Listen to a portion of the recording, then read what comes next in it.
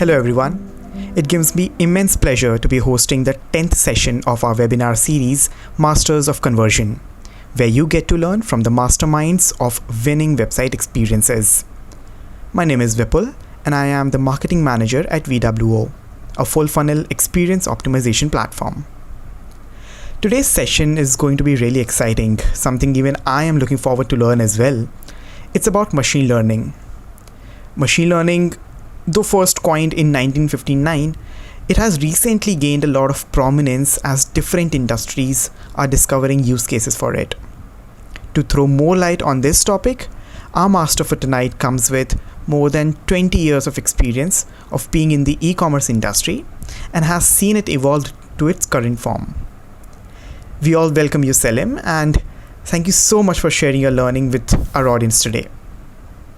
Hi everyone. I'm going to talk about the optimization in marketing, especially the role of machine learning experience in optimization today. All right. So I'm going to talk about how AI and machine learning can help deliver personalized shopping experiences. In the same time, I'm going to talk about how to enable unique digital experiences and transactions at every touch point. I like to talk about myself quickly. I look after Trend Micro APAC online sales, managing a multinational regional team in various Asian countries. And I work in tourism, higher education, top telco companies, and software sectors around the world as a subject matter expert. I have 20 plus years experience in the digital field. I have seen e-commerce industry evolve into its current form, and I'm well positioned. I believe I'm well positioned to predict how machine learning will enhance it further. I'm also a professional photographer. I capture landscape photos for his hospital industries. So the current e-commerce scene. What I like to talk about we got right now. As you know, that major e-commerce companies such as Amazon and Alibaba are growing rapidly. In 2017, global e-commerce sales were around $2.3 trillion USD, accounting for 10.2% of retail sales. It was very high.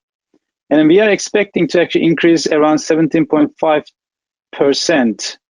by 2021. Due to dominance of e-retailers, actually I call it, in 2019, around 9,950 traditional retail stores closed indoors in US, and the number is projected to increase drastically by 2021. So basically, online is dominating against the normal traditional retail. Therefore, in the retail world dominated by the fast-growing retailers, we are hearing trends like e-commerce enablers, retail 4.0, image video-driven interactive e-commerce, voice-based e-commerce, personal stylist-driven e-commerce, you name it, like mobile retail shops, e-commerce on ecosystems like WeChat, GoGag, this and that. So globally, all e-commerce rose in second week of March and continue in April after shopping turned online to find the goods they needed. This is the COVID-19 impact in developed and emerging markets. So basically, we have seen a tremendous increase in the last couple of weeks and months. So basically, Amazon and Alibaba, as you can see, that rapidly is going up, which is expected. And then this increase is going to be actually just pretty big as well in 2020 because of COVID-19 too. That's the expectation. Those figures going to change drastically at the end of this year. When you look at the current situation, what's going on is e-commerce sales increased around 30%, 28.48. But mainly actually increase in medical, baby products, cleaning, food and beverage, work from home type of products. But when you look at the jewelry, luxury goods, fashion apparels, auto or tools or bags or travel or they're all actually come down. As you know that we cannot travel, we change our lives. Things actually just to change rapidly the last 2.5 months. And then when we see that all e-commerce sales increase around 250% all of a sudden in a couple of weeks' time after the second half of March. So the problem is,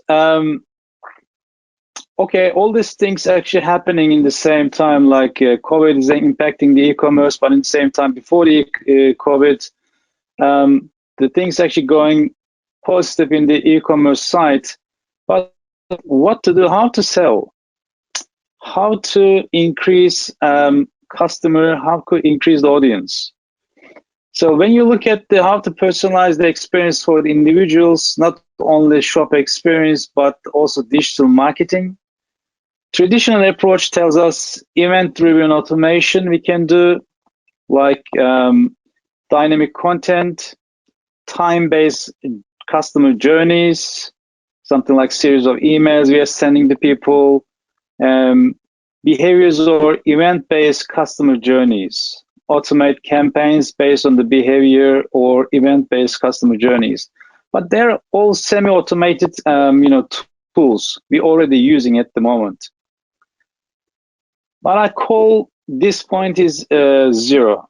So basically, all these tools available, but again, it doesn't come together as a whole. What we have, simply we have products, so and services as well. We have a website.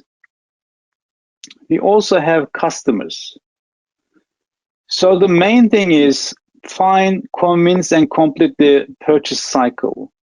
So I have products, I have services, a website, and customers. And customers somehow needs to be connected to my products and services. And they can actually purchase and keep purchasing it. So what's the product, by the way? I feel like product is more products as well as or services, or maybe together. So it can be both brand new, it can be renewed after a certain time, it can be upgraded to a better product based on a change on circumstances. And then after all these things, basically we are talking about the products and services. It can be purchased new, renewed, or upgraded. There's a hey moment as well. Customers are made aware of the services and products that you offer via many channels. For instance, how are you going to say to customers, I am here, I have products and services, you can come and enjoy and buy it. So we have a couple of tools. Digital advertising. As you know, that's social media, SEM, SEO, content marketing, banner ads, many others. We have traditional radio and TV. We have word of mouth. We have printed media, billboards still, and others, many other bits and pieces as well. So there's actually I like the one thing on the top I show you about the approach from Apple. I think around 2001, when they introduced first iPod, I think this is the second edition. They never say that this is the world's first portable digital media player. Who cares? They said 1,000 songs in your pocket. Approach was important, and then they spread the news with the using many different actions media. That time, everything was starting. That time, it wasn't that much developed in the digital world, but again, it worked very well. And after all these things, what happens is search. So when prospective or current customers knock your door, you have two different segments. Yes, one of them is potential customers who have no experience with the offer, but they are curious about your products and services. They have two states. One of them is they can say, yes, I'm going to buy for these products. Number two is I'm going to say no. I'm not buying it. Second one is current customers who may buy new or renew or upgrade what they have previously purchased. So these customers are a bit different. They may say, okay, I'm going to buy it because I already know it. If I'm purchasing a t-shirt or shirt, if I purchased from the same brand before, I know that what quality or what sort of style I'm getting from the same brand. So most probably they're going to say yes. But also, if they're not happy about the offer or price or something else, they may say no as well. So basically, there's no difference.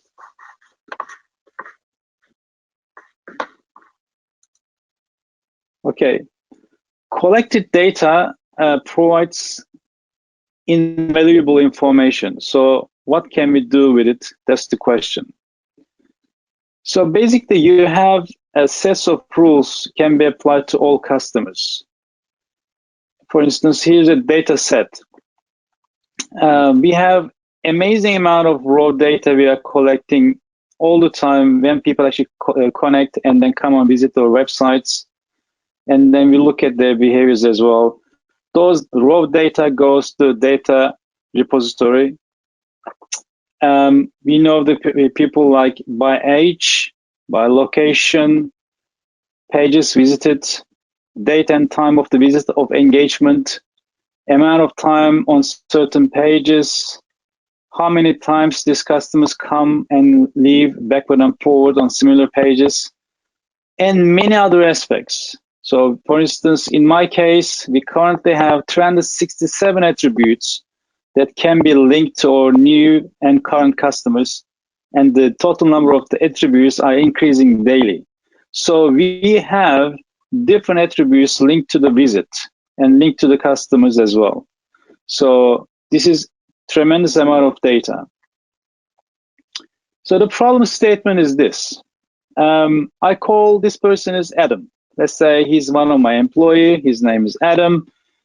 Here is what he's doing every single day. He looks at the data every day, then finds a few leads that he can make specific changes to the boost sales, certain current customers, retain current customers, or grow the business.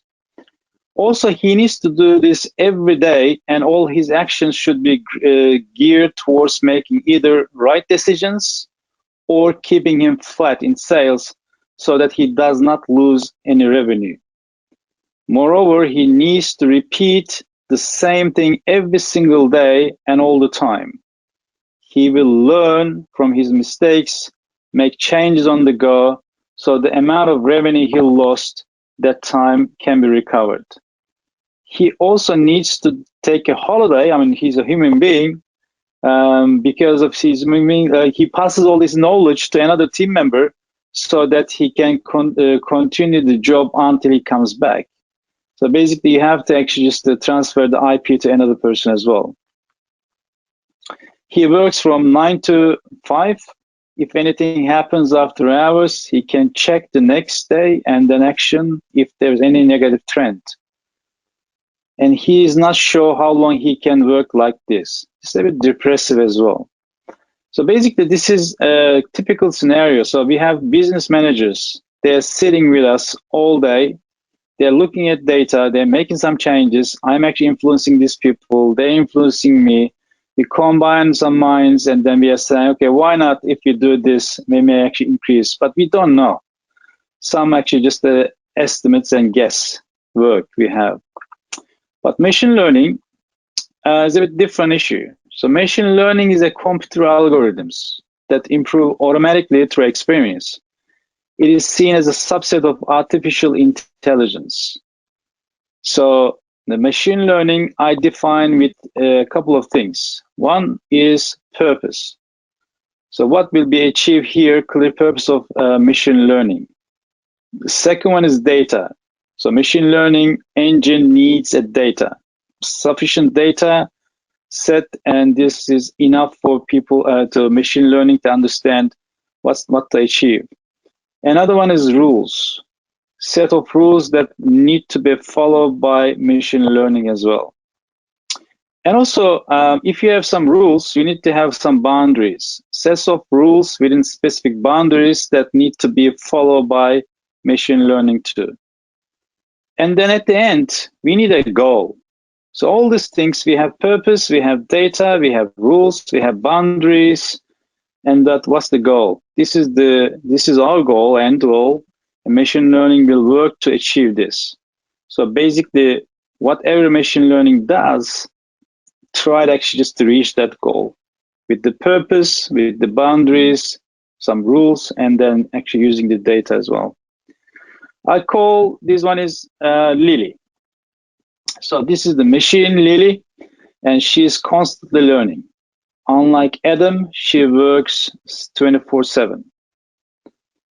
And she has a purpose. This purpose can be done, can be one of the or multiple, and it can be set by human or Lily.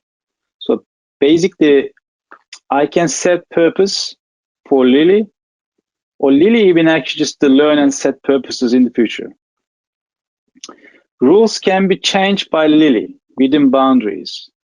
So I'm actually just giving Lily some rules, but in the same time telling Lily, hey, within these boundaries, you can change these rules if you want to.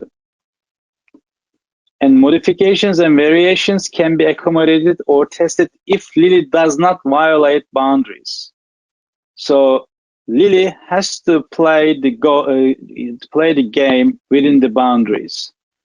But rules can be set at the start, but again, can be changed or modified by Lily because goal is the set. Goal never change. The goal is, again, cannot be changed by Lily. And then this is the first step and iterations. So first, we collect e-commerce data. Second, one-off trigger, human-made. A few hypotheses at the start, we do. Third, automated hourly iteration start. I'm not saying day or night, and it isn't hourly. So every single hour, some automation starts, and then things start to change and tick. And then machine learning validates hypotheses, kick in, and auto changes start. In every single second, machine learning actually just to assess, look at the rules, look at the boundaries, look at the purpose, and look at the goal, and try to reach that goal automatically all the time. There's no pause button.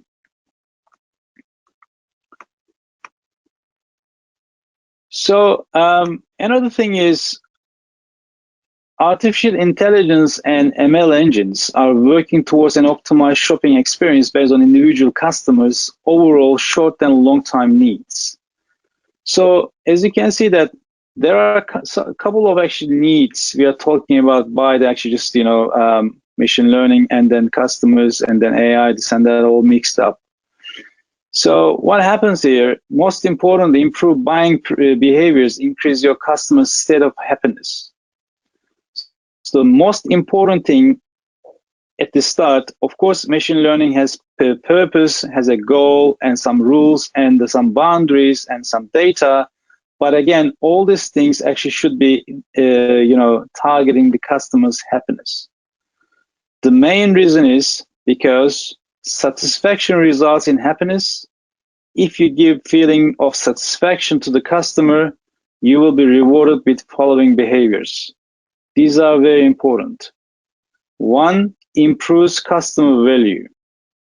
Second, improves customers' loyalty.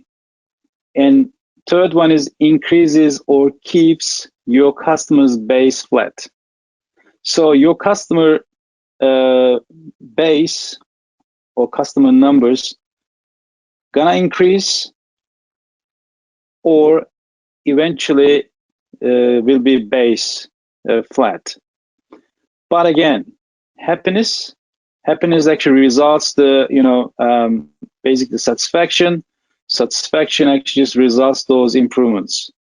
So these are the main thing we are actually targeting. The revenue, the number of units, this and that, these are the actually side benefits of happiness. This is very, very important. So Lily, how Lily does those things? I just listed a few things in here. I like to actually just reiterate. Lily creates offers, price points, page positioning of goods and services.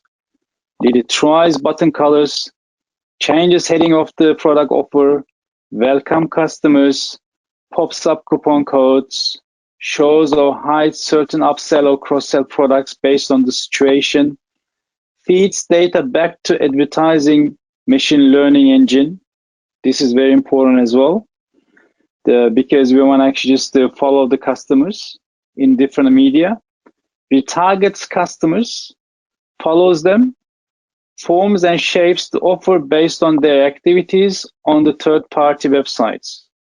For instance, we can say 10% discount, but based on the situation, we may say 15% discount, or we may say no discount.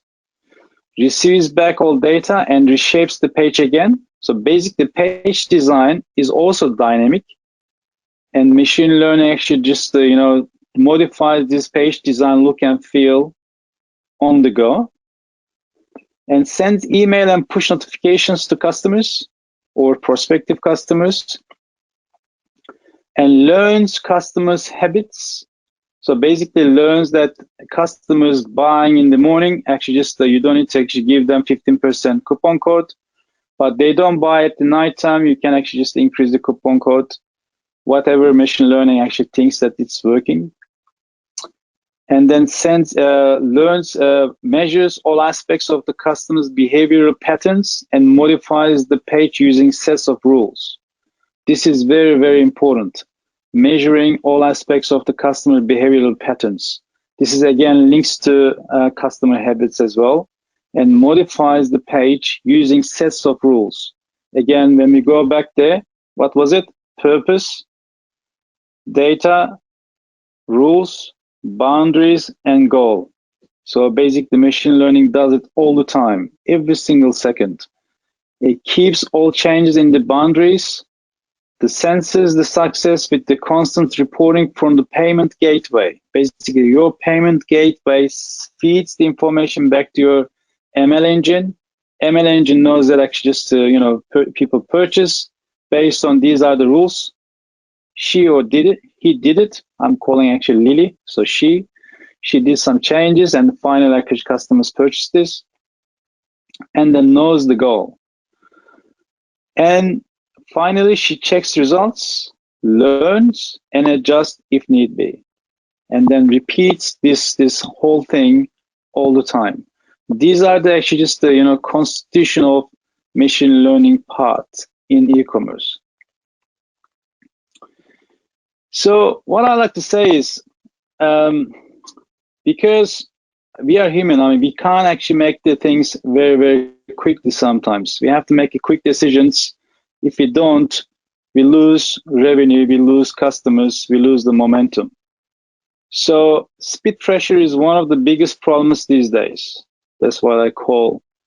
And compressed time prevents things outputted on schedule. For instance, I have no time. I spend 5 hours a week, 5 hours a day just for Zoom meetings, couple of hours, check my emails, this and that. Then so when I'm going to think, when I'm going to make changes, when I'm going to analyze the data, all these things needs to be done very efficiently. And this is the compressed time. It's preventing many, many things to happen. But artificial intelligence or machine learning engines never sleeps and does not need to rest. It's always on. This is amazing power we are giving to the machines. So people actually saying that machine learning or artificial intelligence right now is very, very dangerous. But again, we are the human beings. We set the boundaries. We set the rules. Sometimes they can change the rules because they have a goal. If you change the goal, it could be dangerous. But if the goal is actually just innocent, there's no point AI gonna be an issue for us in the future. Thank you. Hey Selim, I'm back. Can you hear me? Yeah, I can hear you. Great. So I just wanted to take a moment and actually uh, highlight a really important part that you shared about personalization. Uh, Actually, the entire presentation was so insightful. It was hard for me to pick one particular point because I had actually written this on my on my notepad here that I would like to hire Lily because if this one person can do so much stuff, if they can take away all the friction of, not friction, but all the effort of researching and scoring and then acting on that data, why wouldn't I want to hire such a person? So yeah, thanks for sharing, and that's a really cute name. No problem. We are human beings are very, very intelligent creatures, but again, we are not efficient. That's the problem. Right, right. That's the thing that even we were discussing when we first came up. When I first introduced this topic to my team here at VWO. The discussion was around how algorithms actually improve the efficiency of what humans have been doing, right? A human can sort of carry just 10, 12, 15, 20 parameters in the head, but a machine learning algorithm, a machine in itself can, look at Yeah, scores of data, like 1,000 rows, 10,000 rows, you name it, and then process all of that data in the most least time possible, and then also recommend the next steps. So that's really, really great and very, very clearly shows the power that machines have, and what the future holds for the businesses of the future, let's say. it is. Great. And then, to be honest, what I like to add on that one as well, in every business can either use part of it or some fully of this machine learning and artificial intelligence. I like to give and one example to the audience as well. For instance, if I go to hotels.com and search a hotel, I used to go travel a lot, but I'm not sure in the future. But anyway, so when I actually just to go to hotels.com and just type the hotel name, let's say in Hong Kong, I booked the hotel, and then they said, well, I'm happy, and I'm gonna fly next couple of days. And tomorrow, hotels.com is saying, hey, would you like to get a hotel in Hong Kong? The system doesn't realize that I already booked the hotel room, and from your website, and you are still spending money to show me your retargeting ads. So it's not intelligent. Something in the I was showing you guys before. There are some actually just automated systems in place. They think that actually they can actually sell me any other things because they don't realize that I already actually just booked the hotel room. That's the biggest problem at the moment. Efficiency is not there, and we are spending money for nothing. Right. That's absolutely true. Even I have encountered many such cases in which I have already taken the service or I have already bought a particular product, let's say, and but still, the next day itself, I'm being targeted with advertisements for that product when clearly I don't need it Correct. for the next 1 month or 2 months. So maybe a machine learning Exactly. algorithm can sort of tell the business that this person usually buys this particular kind of a product in 2 months, so let's pause all the advertisements to them and only show it after a month or two. Yeah, please go ahead. People, look at this power. For instance, hotels.com have the Hmm. information how many days I'm going to stay in Hong Kong when I'm actually just saying, okay, I'm going back to Sydney. So they have this information. What they can do to me is they, at the end of the trip, maybe a couple of days later, they can send me another email saying that, by the way, would you like to go to another trip to Hong Kong in the future? If you yes, I click on yes, then I'm gonna let you know all the specials next couple of weeks or months.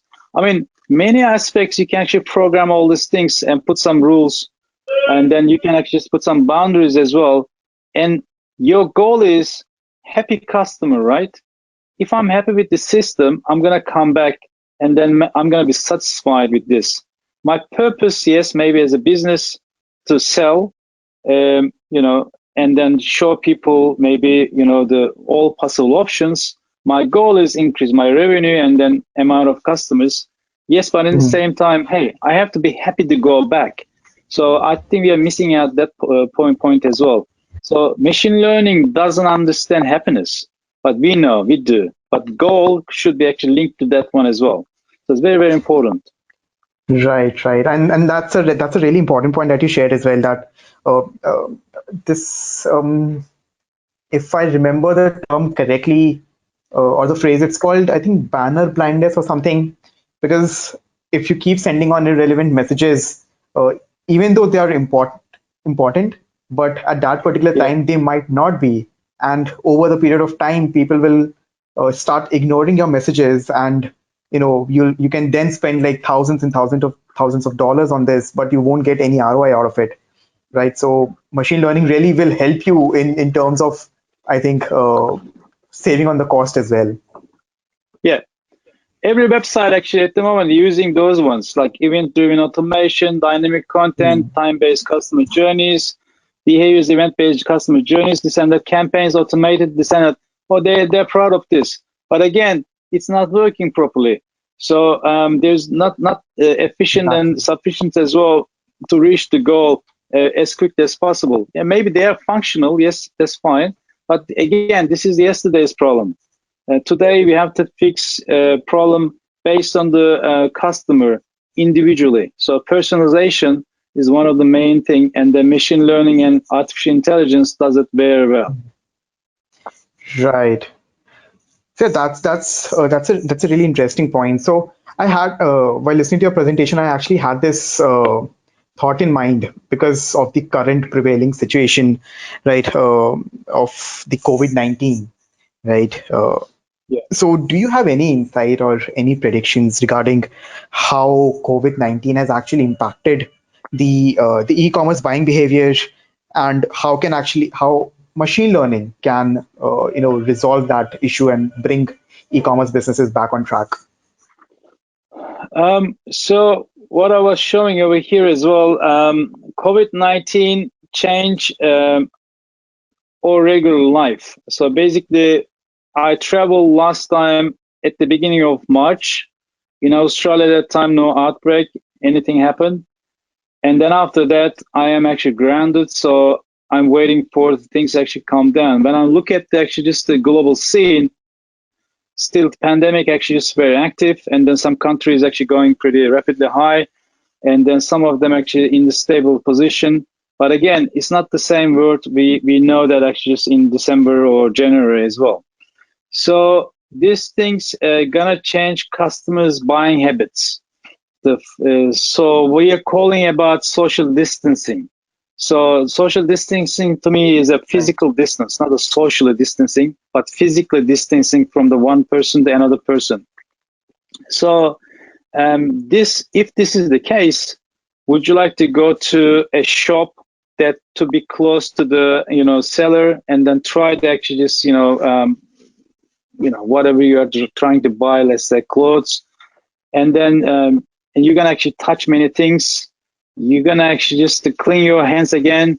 You leave the shopping center. You know that maybe in the shop the air already polluted as well. You don't know many things, and you're scared. I think scarcity brings a sort of another actually just the dilemma as well. One of them is insurance. So you have to ensure that yourself and your family actually are safe.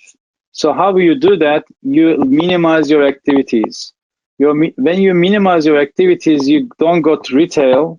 As I showed you before as well, retailers actually having some issues. More people actually buying online before COVID-19.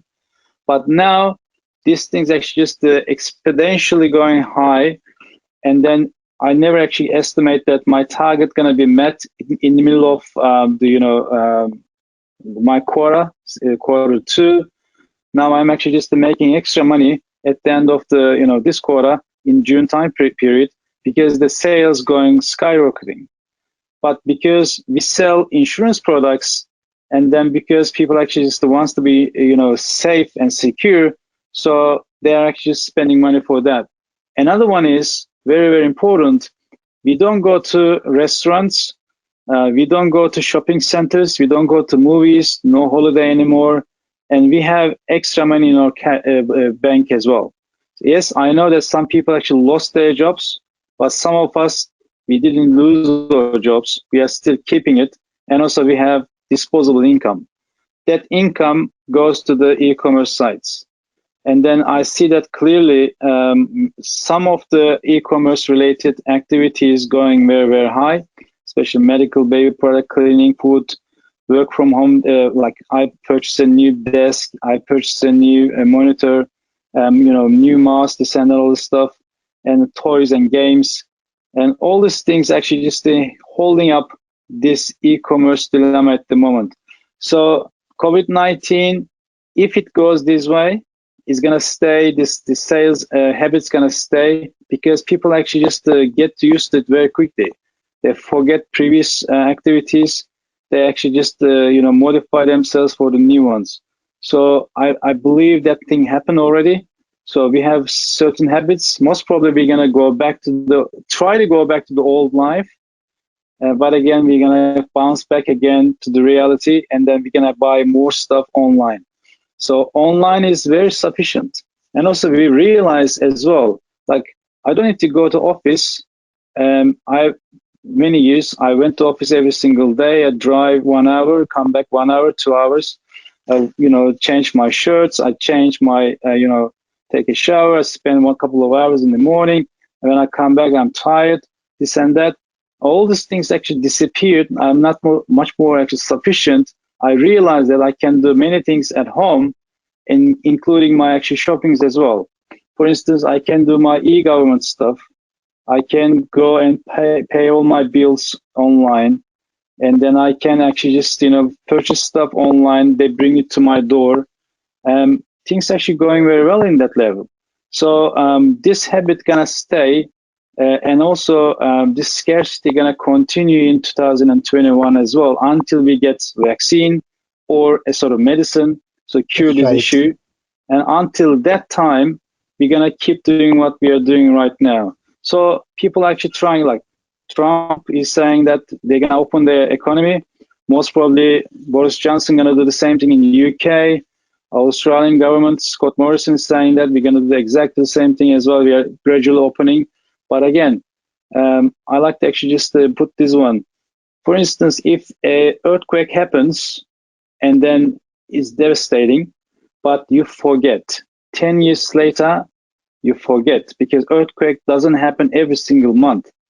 But if somebody coughs or sneezes around you, you're going to remember this. It's going to stay in our DNA. All the kids going to remember these activities as well. They're going to be actually just close their mouths. They're going to distance themselves. They turn. I don't know how we're going to use lifts anymore. So when we go to office, how are we going to feel safe? All these questions still not answered yet.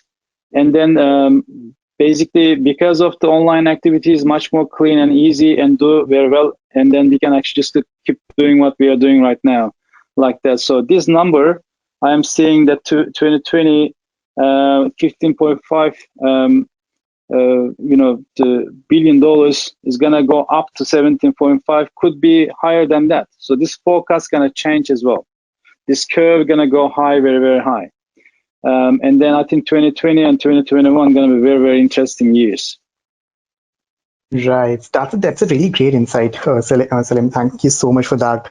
I see there is one question from Mauricio Russo. I'm sorry if I pronounced your name incorrectly, Mauricio. And she has a very, or he has a very valid point regarding application of ML in a new development. So as we all understand, like although it has been many, many years for ML to have been in existence, but it's still a very complicated implementation, right? So for any e-commerce business who is just starting out, be it a new e-commerce business or be it an existing e-commerce business who is looking forward to, provide a better experience, how would you suggest they start with the implementation of machine learning in their respective business? Okay, very good question. I would say start with simple. For instance, let's start with this. Let's say I have a website, right? This website, when you come to the website, it doesn't do anything. It shows you all the products and services. When you come to second time, because I leave cookies in your website, I pop up a window. That window asks you, for instance, what's your email address? Then I'm going to send you first time purchase 10% off. That moment, actually, you collected the information from the customers. Now you know the customers. What do you know? This email address already have IP address, what time of the visit, what type of browser they use, what sort of PC they use, this and that. All this information or attributes you can collect. Then after that, what you can do is you send the email back to them saying that here you go. This is save 20% coupon code. But again, not necessarily customer can actually just use this coupon code. What you're gonna do? So you can actually send another email saying that, hey, we send you a coupon code. Why don't you use it? Now, customers still didn't actually just purchase. And then this time you can send second and last email saying, hey, this time I give you 15%, 25%. So these are actually just the kind of baiting systems you can build. But after this, still is not actually complete. So because customers receive the coupon code, left your website, and go and looking at CNN.com and reading some news. That moment you need to hit the customers as well. How are you going to pass this information back to the CNN website? What you're going to use? Hey, you already have marketing engines, right? Google has it. Bing Ads has it. Kensho has it. So lots of actually just already built in machine learning and artificial intelligence engines up and running for you. Only thing actually is how you can actually structure this conversation between the customers all the way coming to your website, how you're going to pass this information back to these systems. You can follow the customers. And another one is as well, for instance, if customers purchase the product, when you click on the banner, for instance, and how you can actually stop the marketing because you don't want to spend money or they already actually purchased, then you need to feed the information back to your system. Here we go. I built it for you a sort of simple solution. So it can be done based on this. Let me go back to here. That's what I was showing.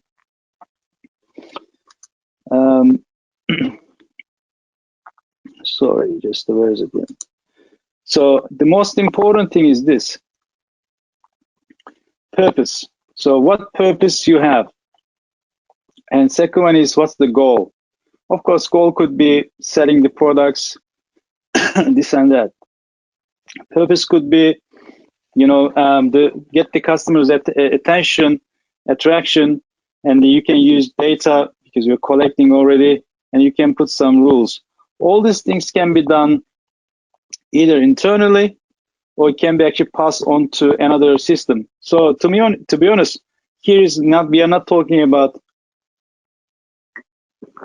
solutions, what engine I'm going to use, because you can use many things. Depends on your actually just the company. If you're a small company, you don't have that much money, you can actually still do something about it. But if you have a larger, enterprise systems, you can build something for yourself, or you can purchase out-of-shelf systems. You can actually architecture those things together. This is doable and is not that hard to do it. It can be actually just improved in the timing as well. I hope I answered the question.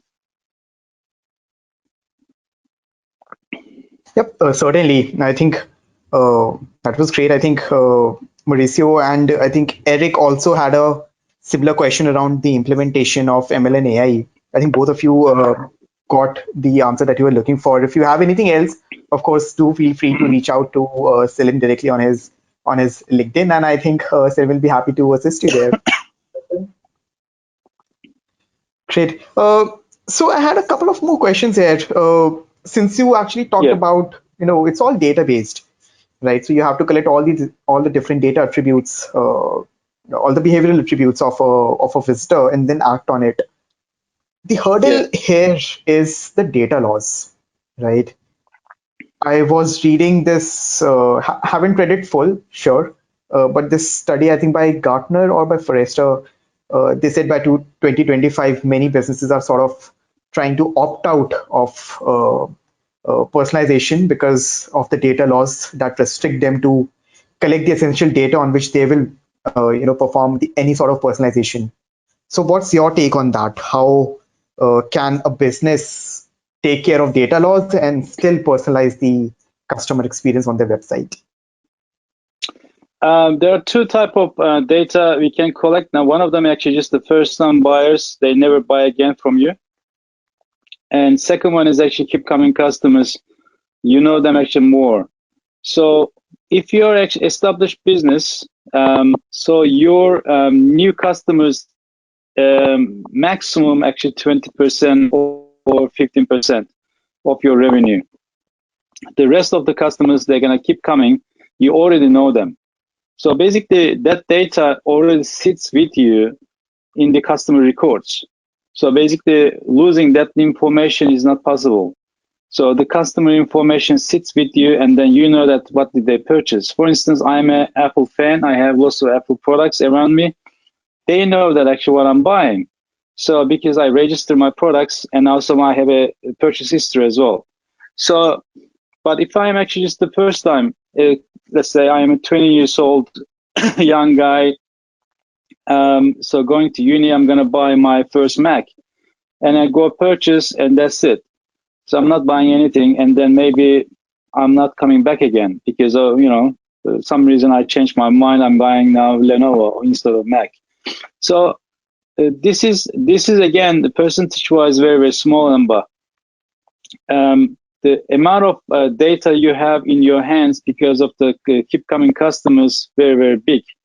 If you're playing the parts very well, because I'm not sure actually just how they say that they lost the data. Sorry, sorry, I didn't get you. I'm saying that if the customers actually keep coming, and then you have the data already in your hands, and data loss is not possible.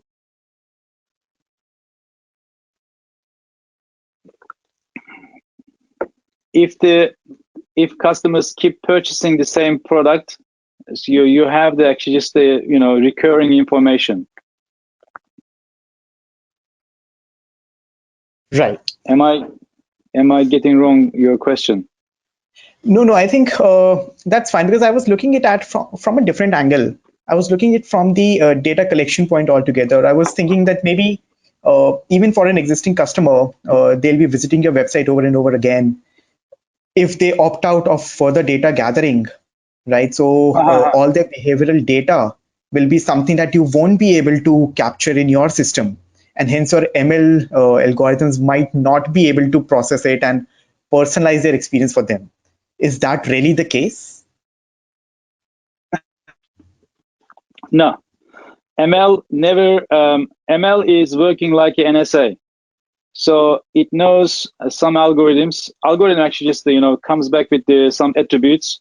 For instance, ML knows your location, your IP address, IP range, and then what you purchased before, type of the computer you use, time of the day, this and that. All these things make sense for the ML.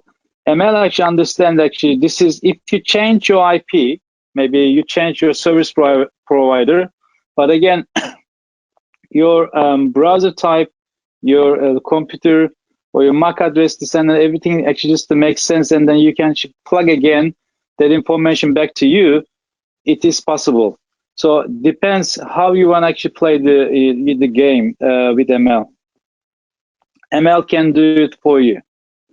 So there's no escape. That's why people feeling this way. They're saying, hey, I was talking to my mate, and then all of a sudden my phone started to show me I like to buy baby products, right? So basically, not the phone is listening to you. Amount of information you are actually entering the phone regarding the baby products, is already there. Only the marketing ML whoever the like Google or Instagram, whatever the marketing engine is actually running in there. So the bringing all this information together and then actually just getting the results saying that here we go, what you're looking for. So for instance, if you go to CNN.com and looking for, if you're reading about not CNN.com, sorry, Lonely Planet, reading about India, I want to actually just go to India, Mumbai, Chennai, this and that, tour around the country, and all of a sudden I see hotels.com telling me India. Hey, come on. So so all the information leads back there, but not only what you're searching. So you are actually just leaving lots of trace behind you, your computer, your IP, this and that, everything. Right. And then after that, when it's come back to you, is saying, oh, how they know that I'm looking for this? No, you already actually just gave enough information to the platforms. Right. So that's completely true here. In the interest of time, I'll just ask one more question. It's a bit controversial.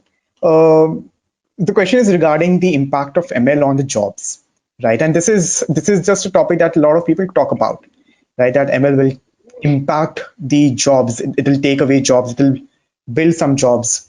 So, what's your take on it, and what do you suggest? How it will, sort of change the job atmosphere, so as to speak? I believe two different societies. One of them is have knowledge. Other society doesn't have the knowledge. So if you have knowledge, and then if you have multiple skills, and then you will be needed in every sector. Doesn't matter you're in ML business or marketing business or you are in augmented reality business, whatever the business you are looking for. But if you don't have any knowledge and skill set, of course, you're going to be in the other side. So these people going to actually consume, and then they're going to actually form and shape, do whatever they can do. So I don't believe that machine learning or artificial intelligence is going to impact the business, and then we're going to lose our jobs. We're going to be in the higher ground. We never understand, actually, we're going to lose our jobs because ML going to do this for me. Like I show you the example, Adam versus Lily. But this is, if Adam actually just managing the Lily operation, then that time Adam going to be happy guy. But if Ella imitates Lily's job, of course Adam going to lose. You know what I mean? Right. Adam cannot be Lily anyway. So, I mean, what's the point then? Because Adam can improve his skill set and understand the machine learning and artificial intelligence ecosystem and then manage the operation. Yes, I need Adam because because Lily needs to be actually just, looked after as well by human as well. So it cannot actually go by itself and do everything for you. Still, you need purpose, you need some rules, you need some data feed, you need some boundaries. All these things needs to be done by Adam, not Lily. Right. If you say one day, if machine programs itself and then start to move around physically and become a robotic machine and has lots of artificial intelligence and then imitates the consciousness, and I'm not talking about this. This is not that. Right. That will be the end of the world, as most people are predicting. Once the robots gain the consciousness. I don't expect that. And then there's no market. Oh, look, everything starts with the market. So you need something, then you develop something, right? So basically, if there's no economy, for instance, I like to give an example as well. If you are not able to go to movies, and because of social distancing, so movie producers won't be able to make movies. If actors not able to kiss another actor or stay in the bed together in the movie, and then how are we going to actually just write the scenarios? Because also rules are changing, right? So basically, okay, and then if there's no movies and no cinemas, so what about Netflix? Netflix still actually using the old school stuff. They haven't produced anything new yet. When they start to produce something new, won't be as similar movies in the theaters. Quality can actually come down because of the digital platforms. So basically, economy of movie sector gonna change as well. It's already changed. At the moment, $150 billion. Video games making instead of Hollywood. Hollywood used to make $150 billion. Now Hollywood is making $30 billion. So the business already changed. Economy actually dictates many needs. So artificial intelligence is the same because we are not sufficient. This engines needs to be in the market support to actually just the businesses. That's why it's actually just developed. That's why we start to use it. That's why I'm studying this. I'm actually just giving people some lectures as well how we use it, and we are doing the solution design because there's a need. If there's no need, we won't be able to do this anyway. So there's no danger for the Adam to losing his job. If Adam stays as Adam, of course he's gonna lose the job. We have to learn. So we all have to evolve. Yep, we have to evolve. We have to keep learning. So there's no failure. There's no fear. There's no fear. There's only transformation. Nobody's going to lose job. Everyone's going to just transform their jobs. That's the key takeaway from it. Thank you so much for that. Completely. Nice. So I think that's it for today. Thanks again, Selim, for a very, very wonderful session. It was great listening to you and chatting with you at the end. That was great. And I'm sure the audience must have loved every bit of it as much as I did. So thank you so much again for that. Thank you. So yeah, guys, all our past inspiring sessions are available to watch without registrations.